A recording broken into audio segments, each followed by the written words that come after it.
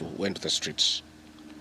This is not the first demonstration that has happened in Kenya this year where lives have been lost and property destroyed. Unbeknown to these peaceful demonstrators, the tired regime of Ruto had a well-organized state-sponsored militia in cohort with the police and other state security agencies to maim, kill and destroy property and blame it on the Kikuyu community and specific leaders who are perceived unfriendly to this killer regime. This targeted profiling of the Kikuyu community and destruction of their specific business is an economic sabotage not new to the narrative of William Ruto.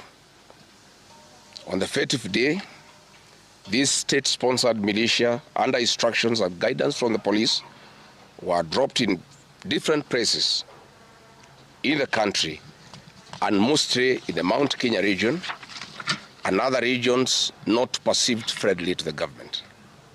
They were strategically dropped past midnight, and then roadblocks were placed by the police while others was dropped early in the morning.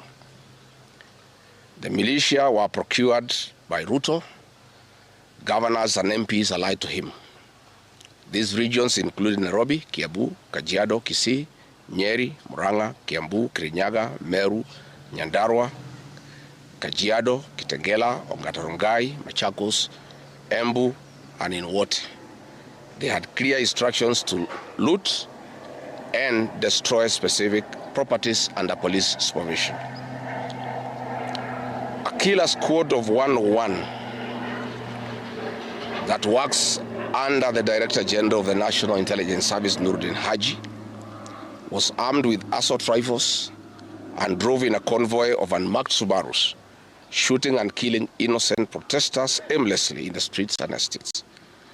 This squad in Subarus, hooded and masked against court orders, are disguising themselves as DCI's officers, yet we know they are not. In fact, I would like to clarify that the National Intelligence Service has procured Subarus to give an impression that this killer gang is from the DCI. The truth of the matter is that this has nothing to do with the DCI. This is the National Intelligence Service. And this squad of 101 people was formed when I was still in government. Officers were recruited from the Administration Police Unit for special training by NIS on abductions, killings, and cover-up. And this is a squad that is killing the people of Kenya. The killings and the business destruction pattern point to William Ruto's ethnic profiling narrative, which is a master with no rival. With a close coordination of PS Interior Raymond Omolo, this narrative was boosted online by state bloggers to spin the narrative. The Cabinet Secretary Kipchumba Murkomen's public to shoot to kill order, coupled with assurances to police officers that the government will not cooperate with the investigators in police conduct, has emboldened security forces. Police officers are now on record threatening citizens who are in their homes, boasting of their license to kill, acting with a confidence that can only come from the highest echelons of power. Mr. Murkomen's admission that these are not just instructions from him but orders from above removes any ambiguity about where responsibility lies. It will be recalled that in the run-up to the 2007 general election and its aftermath, the narrative of 41 against 1 was a masterpiece of William Ruto. The target was profiling Kikuyus against the rest of the country. To a large extent, he succeeded, and every Kenyan knows what happened, and it is also fresh in his mind of the ICC ordeal still hanging on the neck of William Ruto today. We remind William Ruto that his ICC cases are not yet over. They have been posed after witnesses disappeared. And what he is pretending over are crimes under the Rome Statute. It is clear history is repeating itself. And the architect William Ruto is back on the deck.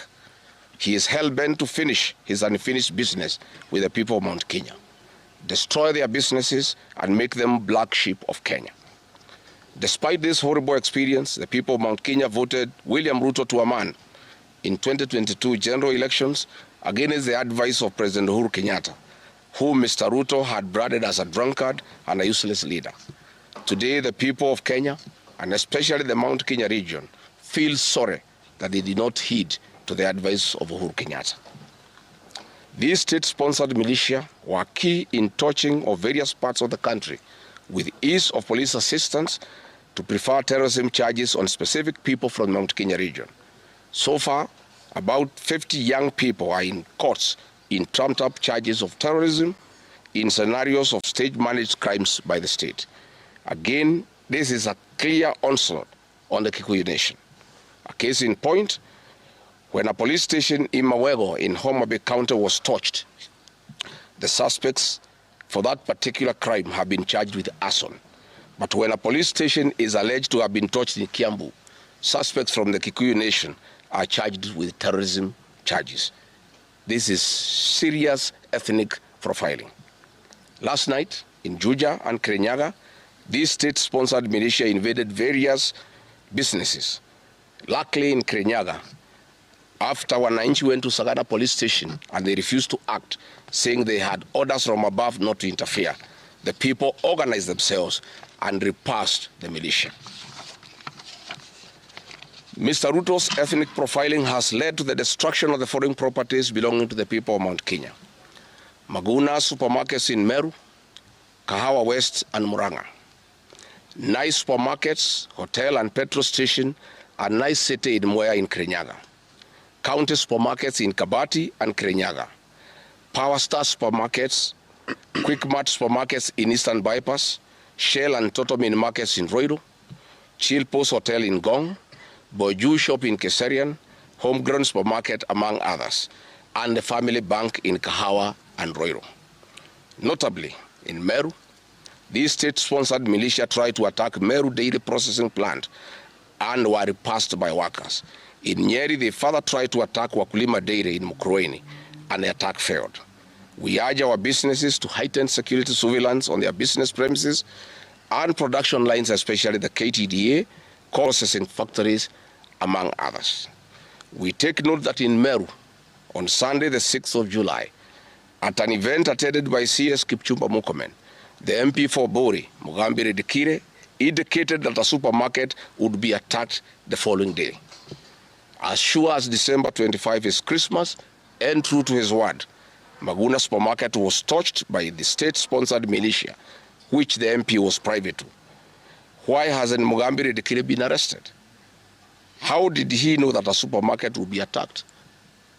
This is selective justice. The evidence that these militias are state-sponsored is plain for all to see.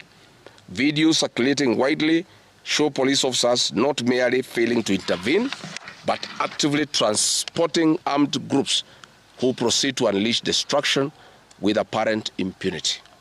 Uniformed officers have been seen standing guard as these groups rampage. Their inaction and a stark contrast to strong statements being made by government. In Nyeri, journalists were attacked by these militias in the presence of the police. It is well documented. This is a clear indicator that Ruto is working with governors and MPs allied to him to destroy businesses owned by the Kikuyu, the Meru and the Embu, and blame it on people who don't support his administration.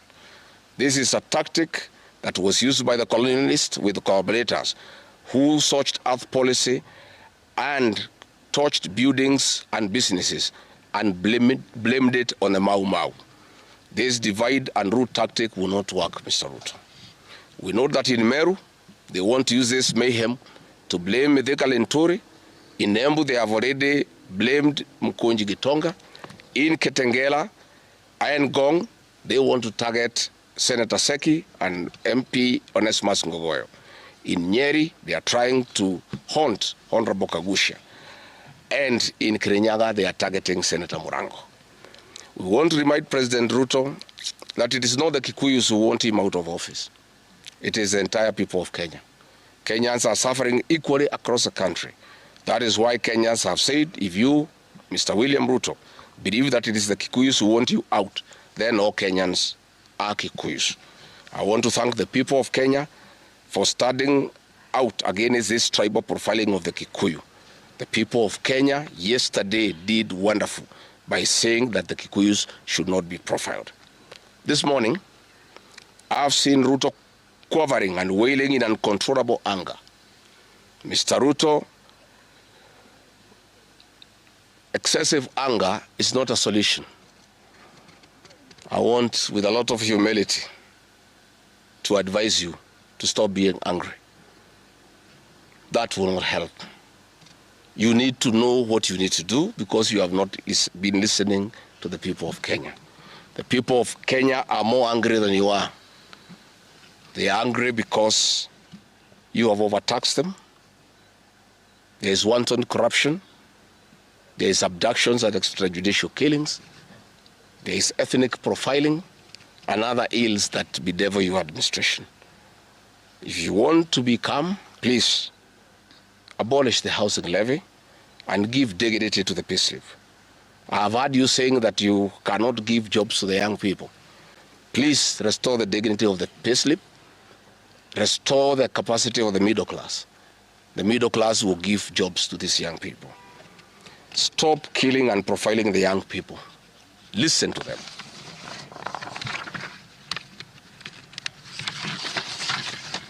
Stop abductions and extrajudicial killings. Abolish, disband the killer squad of 101 officers at Nairobi. Give hustlers the jobs that you promised them. Mr. William Ruto, you are the one who promised. You cannot cry today that you have no solution, saying that other presidents have not been able to do it. You are the one who promised these young people. Stop police brutality. Stop abductions and illegal detentions. Get the hustlers from the bottom of the economic pyramid as you promised. Yes, Mr. President, we agree there were other presidents before you, as you have rightly stated, and true, they never went through what you are experiencing today. May it please you to know that the reason why Kenyans rarely had problems with them, Mwai Kibaki and Uhuru Kenyatta were guided by the Constitution and the rule of law. They did not capture our constitutional institutions to work for them, instead of working for Kenyans. They never killed children. They never attempted to build churches in State House. They never organized militias to destroy people's property and kill them. That is why you have a problem. And we also want to remind you that Mwai Kibaki had a difficult time from you, William Ruto. Videos are everywhere. You cannot say that Mwai Kibaki did not face resistance. It's on record that you gave hell to President Kenyatta for 5 years. So it is hypocritical for you to allege that Mwai Kibaki and Uhuru Kenyatta had a very easy time. Most of the problems Mwai Kibaki and Uhuru Kenyatta had came from yourself, and it's on record. We want to advise you that the one-term movement is not getting you out of power outside the Constitution. Mr. President, nobody wants to throw you. Nobody wants to overthrow your government. Nobody wants you out of power through unconstitutional means. Mr. President, I and the people we work with are on record. We want you to remove you from State House through the ballot in 2027. This narrative you are creating that there is an attempt to overthrow your government is for you to have the opportunity to use the Terrorism Act to profile communities and to persecute leaders who are opposed to your administration. Please relax. We want you to serve your one term. Nobody wants you out of government unconstitutionally. Nobody has any plan to overthrow your administration, Mr. President. We want to face you on the ballot in August 2027. So just relax and stop crying wolf that anybody wants you out of office unconstitutionally. There is no leader here who is planning a coup, and none has the capacity. And nobody is interested. The leaders in this country, and indeed 95% of the Kenyan population, want to humiliate you at the ballot. They relish that moment. None of them would want you to go out through any other method, unless, of course, you decided to resign on your own volition. So please stop creating this narrative. This narrative is to enable you to use anti-terrorism law to persecute leaders and to persecute the Kikuyu community. If you speak out online, Mr. President, you want to use the Terrorism Act to harass people. If you dare challenge your administration, you want to use the Terrorism Act to deal with people who are opposed to your administration. My fellow Kenyans, let us not be deceived. William Ruto has stripped away even the pretense of democracy. What we are witnessing is not the rule of law, but the rule of fear. This is not the behavior of a government that serves its people. This is the machinery of outright dictatorship. Finally, I want to announce to the people of Kenya that tonight I will be traveling to the United States of America to talk to the Kenyans in diaspora and the international community about the state of the nation. I would have wanted to stay in the country at this very difficult time when our people are under siege, but I have engagements that I'm not able to postpone. I have been threatened by people close to William Ruto, who called some of my people today, that they will want to stop me from leaving the country. I have no problem. If you want to come and arrest me at the airport, as you are threatening us, you can go ahead. I don't have a problem. You cannot sell fear to us. You know, even if you sold us fear, we cannot buy. You know, and therefore, as I'm out of the country, unless I'm stopped from going, and if I'm stopped from going, I'm still okay. I'll be here because this is my country. We have made sufficient arrangements with other leaders in the united opposition to create a pool of lawyers to come in through for our young people who are being persecuted on trumped-up charges of terrorism. And I want to explain. I have heard the president saying that people have attacked police stations and the law courts. It was all stage managed by the MP for Kikuyu. How do you explain that people can walk into a police station and they are not armed and take over the police station from armed police officers? How do you go to the courts that are guarded by armed police officers and touch them? All these attacks of vital installations were stage managed by William Ruto through Kimani Ichung'wah to create the opportunity to prefer charges against people using the Anti-Terrorism Act. That is the reality. So nobody has attacked any police station. They were all stage managed by government. And what is happening is history is repeating itself. This is exactly what Moi did in the 80s against the Kikuyu community. After the abortive 1982 coup, he used sedition laws and the clandestine Kenya movement to profile the community and hold people into court, and they'll be taken by Bernard Chunga after 5 p.m. This is history repeating itself. I want to ask our people to be calm, to be cautious, and to be strong. I want to appeal to our young people, the Gen Zs. Looking at the scenario of what is happening and what William Ruto has planned, I want to ask my children, my sons and daughters, to consider applying the next onslaught against the President William Ruto by getting IDs and registering as voters so that they can deal with William Ruto on the ballot. Because I fear for them. Anytime they go out to the streets, they are killed like chicken. I would like to preserve to us these children. We would like to live with them. We would like to see them grow. And when we look at the desperation of William Ruto and the brutal force he is using against these children and the use of state militias to attack them, I would like to plead with them to consider, to join us, we in the opposition, by registering as voters. And in 2027, we'll be able to get rid of President William Ruto. William Ruto, finally, let me ask you a question. The Kikuyu nation, the Mount Kenya people, you call tribalists every day. These people you are waging war against, their businesses, are the same people who voted for you, even after what you did to them in 2007. They forgave you and considered you as a person they can elect as president. You have turned against the community.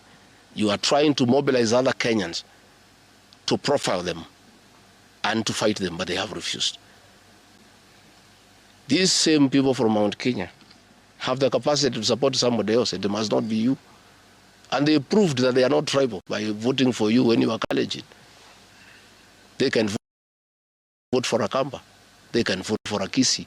They can vote for a Luya. They can vote for a Maasai. That sense of entitlement that you are having to the Mount Kenya vote is misplaced. They voted for you, yes. You betrayed them. You turned against them. They don't have to vote for you again. Please stop persecuting them into submission. They will not submit to your brutality, to your vicious attack against them and their leaders. That I want to tell you for free today. I have listened to you talking with a lot of anger, calling them tribalists. They are not. How can they be tribalists when they voted for you and you are not one of them? But you don't have a sense of entitlement that they must vote for you. You know what you have done to them and why they have reacted the way they have. And I want to assure you, you cannot scare them into submission. Even if you jail them, they will not submit. These are seasoned descendants of the freedom fighters, and they cannot be intimidated. So let me encourage my leaders here as I go away to remain strong, to remain focused, and to speak for the people of Kenya. I am I have a lot of gratitude to the Honorable Stephen Kalonzo Musyoka and Eugene Wamalwa, who have been in court the whole of yesterday and today, standing strong and defending our young people who have been framed and charged with treason. For those two leaders, I want to give them the gratitude of my community and our leadership. They have come through for a community when it's under siege, and we are indeed very, very grateful. I want to ask our leaders here to be vigilant and to continue speaking out to the people of Kenya.